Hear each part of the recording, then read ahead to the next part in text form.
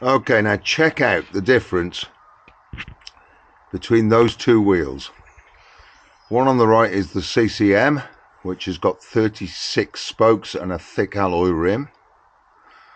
And the one on the left is a Triumph Scrambler, which only has 32 spokes and a very, very skinny steel rim.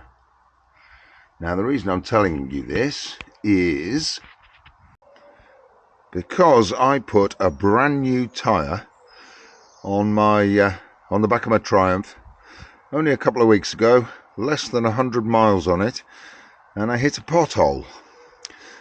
And if you look closely, just there,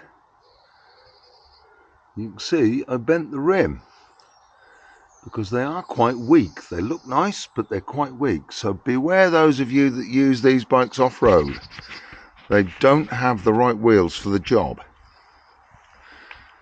So, in the spirit of my experimenting with things,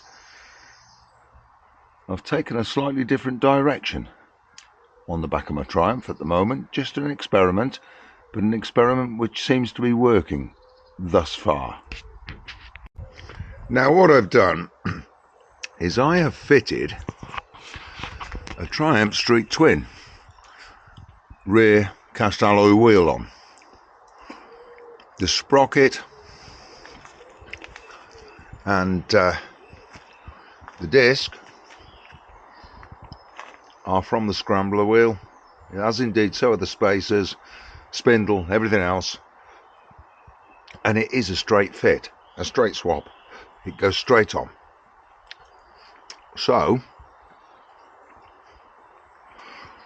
I did it because I'm obsessed, as an ex-motocross racer, with losing weight, and it is considerably lighter. And I've got to be honest, it improves handling a hell of a damn lot. Now, I've got a fussy cat here as well. I've got a cat that wants to be a part of the film. Now, Toby, move. Now,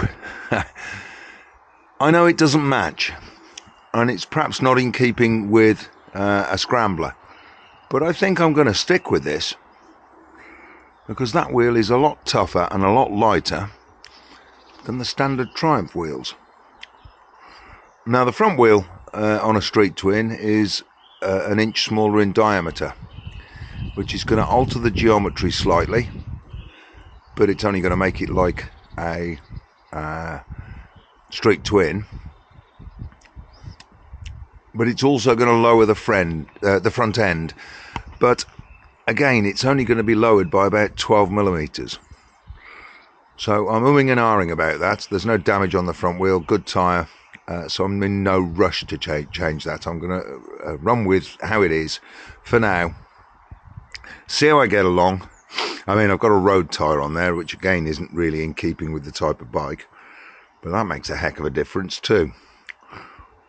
I'm going to run with the change and just see how I get along with it for a little while, and put up with people saying, why have you got a cast wheel on the back and a spoked wheel on the front? I'll have to run through, I'll either have to point them at this film or just run through what I've just told you myself all over again, which is probably going to happen many, many times. But that's the latest modification, which I hadn't actually planned on doing until I damaged the wheel. So be aware, if you use these things off-road, change your wheels. Now, I wouldn't suggest putting cast wheels on if you're going to use it off-road, because once they're bent, they're bent. There's no going back. You can't replace you've got to replace the whole damn thing. If you bend a rim on a spoked wheel, you can at least have a new rim laced in and replace it. Not cheap, but you can do it.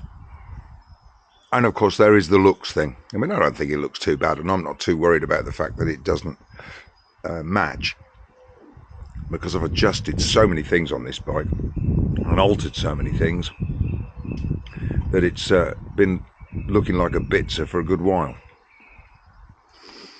But beware, if you take these on anything rough, you may well end up bending a rim. You need stronger wheels on a heavy bike like this if you're going to use it on the rough stuff. And that's why I've always said it's not really an off-road bike, and I'm not going to take mine off-road. If a pothole can do that, imagine what off-road can do to it. Anyway, there you have it. That's it for this one. Just a quickie. So take it easy.